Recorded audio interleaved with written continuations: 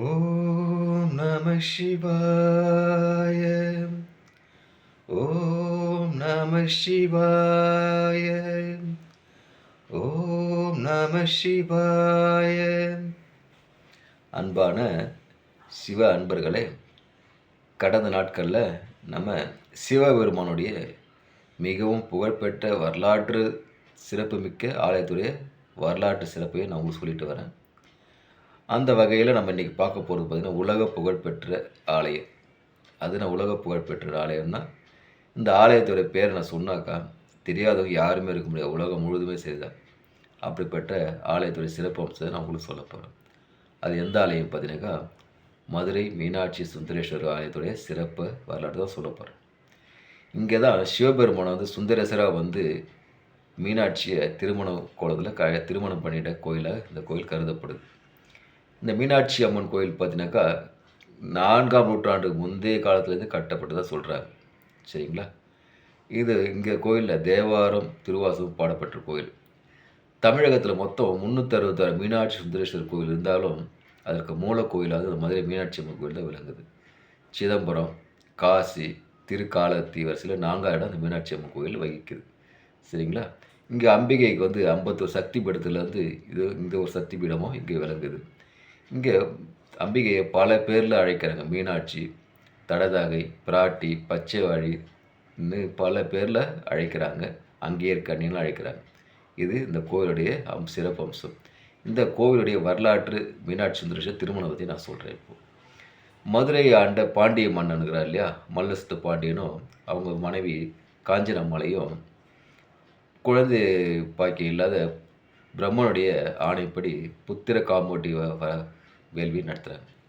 அப்படி வேள்வி நடத்தும்போது அந்த வேள்வியில் வந்து பார்வதி தேவி 3 உருவமாக தெரிச்சு பெண்ணாக பிறக்கிறாங்க. பிறந்தோடனே இதை பார்த்தோன்னே பாண்டிய மன்னர்களுக்கு மிகவும் சந்தோஷம் அடையுது. சந்தோஷம் அடைஞ்சாலும் ஒரு மனக்குத்தி அவங்களுடைய குணாதிசயம் பார்த்து ஒரு மாதிரியாக இருக்குது. அப்போ பார்த்தீங்கன்னா சிவபெருமான் வந்து ஆசிரியா வந்து அவங்க பாண்டிய மன்னர்கிட்ட சொல்கிறார், இது வந்து நாளடைவில் சரியாயிடும் சொல்லிட்டு அவர் சிவபெருமான் மறைஞ்சிடறாரு. அதனால் பாண்டிய மன்னனும் ரொம்ப கொஞ்சம் மகிழ்ச்சி அடைகிறார். மகிழ்ச்சி அடைஞ்சிட்டு போகும்போது பார்த்தீங்கன்னாக்கா இந்த குழந்தைக்கு வந்து என்ன பேர் சொல்கிறான்னா தடாதகைன்னு பேர் சொல்லிட்டு போயிடுறார் சிவபெருமான். அதே பேரில் அந்த பேர் வைக்கிறாங்க அந்த பெண் குழந்தைக்கு. வச்சுட்டு அந்த பெண் குழந்தை பார்த்தீங்கன்னா கல்வி, கேள்வி, வீரம் எல்லாத்துலையும் சிறந்து விளங்குறதுக்கு அப்புறம் பார்த்தீங்கன்னா அந்த பாண்டியன் வந்து ஆட்சிக்கு உட்பட்ட போது எல்லாமே மிகவும் செல்வ வளமாக இருக்குது. செல்வ வளமாக வந்து பாண்டியன் மன்னன் வந்து தன்னுடைய மகளுடைய கையில் ஆட்சி பொறுப்பு ஒப்படைக்கிறாரு.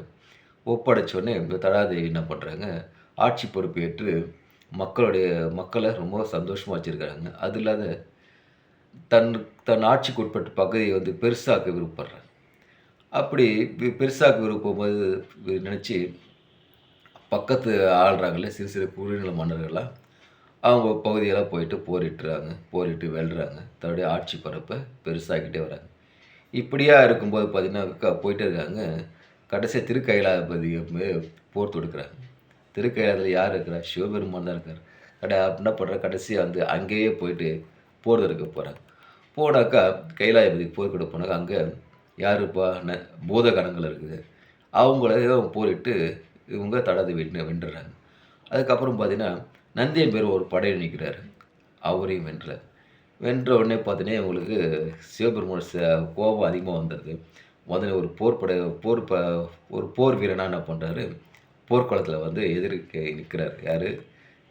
தடாதேவி உடனே அவங்களுக்கு சிவபெருமானை பார்த்தோன்னே டக்குன்னு அவங்ககிட்ட ஒரு சேஞ்சஸ் இருக்குது. இருந்தாலும் அவங்க வந்து பெண் இல்லையா, இது வரைக்குமே ஒரு ஆண் குணாதிசயம் போர் இதெல்லாம் புரிஞ்சு வந்தவங்க வந்து முதல்ல சிவபெருமானை பார்த்தோன்னே அவங்களுக்கே பெண்களுக்குரியவன அச்சம், மடம், நாணம் பயிர் பண்ணுறது எல்லாத்தையும் அடைஞ்சி அவங்க தலை குடிஞ்சு வெக்கப்பட்டார்.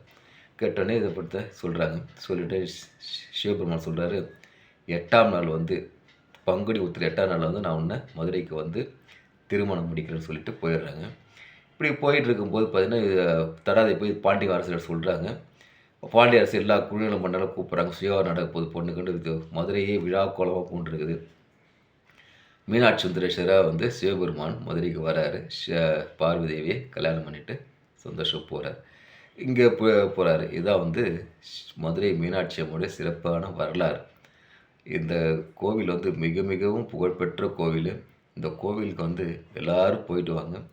சிவபெருமான், த தா தாய் மீனாட்சி தேவி இருக்கிற இடம் அது.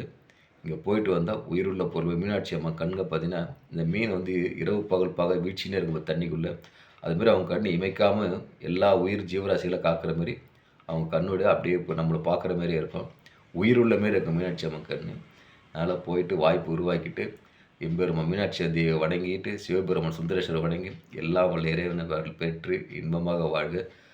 ஓம் நமச்சிவாய, ஓம் நமச்சிவாய, ஓம் நமச்சிவாய. அன்பையை விதைப்போம், அன்பையை அறுவடை செய்வோம். ஓம் நமச்சிவாய.